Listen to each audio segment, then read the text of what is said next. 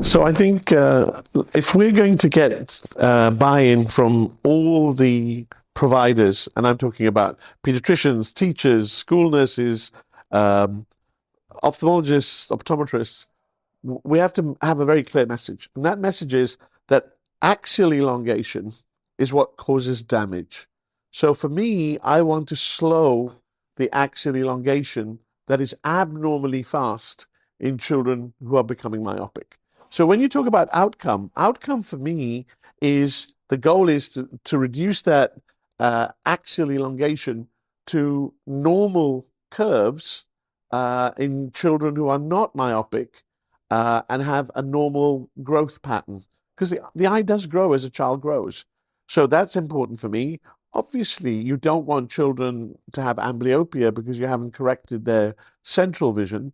So outcome for me is really that reducing the axial elongation acceleration that we're seeing in children who have progressive myopia of childhood. So it's not a question of balancing expectations. It's a question of acknowledging that there is an expectation and understanding why that expectation exists. Then it's a question of working in groups, networks of optometrists, ophthalmologists, orthoptists to help deliver the different strategies to try and combat the myopia that a parent might be seeing in their child. But the foundation of all of that has got to be behavioral intervention. You know, you've got to, children can't read in dim light at night. They shouldn't be looking at their digital devices in the dark. They should be out for at least 2 hours a day, or at least have, by a window with natural light coming in, and then reduce the amount of time. So if they're on a digital device or reading, after half an hour, take a 5-minute break. All of these have to be the default position. If you think about a pyramid of strategy, that's the foundation. Then you can start, whether you use pharmacological, whether you use optical, whether you use light therapy, all of those come later. But that's the default position. And if we don't all do that, we are not going to be able to figure out which interventions work the best. So the first thing is that our last consensus statement was translated, I think, in the end to about 14 or 15 different languages. And I think that's so important. You have got to translate English-based documents to different languages so that the people who really need that and need to understand that are not only the eye care professionals or providers, but also parents. And so we have a version that is sort of, if you like, a summary, so it's easy to read, goes away with key points. And we've also this time created podcasts. Now, these are AI-generated podcasts from our documents.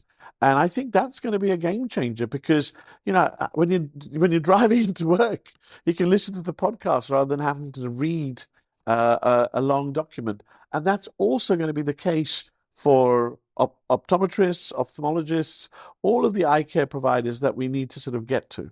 So trying to aim to get the whole world to do everything the same, not only is it not going to work, but it's not right either. Each global region has its own specific problems and its own specific challenges. What we can do is we can say, look, this is the strategy. How you do the details depends on the region you're in and what resources you have or what limitations you might have. So I think I don't want to have one document that everybody has to follow. I want a strategy that agrees, number one, myopia is a disease. Number two, how are we going to prevent its growth? Here are the different possibilities. And then depending on what's available in your region, depending on how bad your myopia epidemic is in your country, then you can be either more aggressive or less aggressive, or you can make sure that you use this opportunity to collaborate and make sure that the people within that country, they all have one consensus that they follow.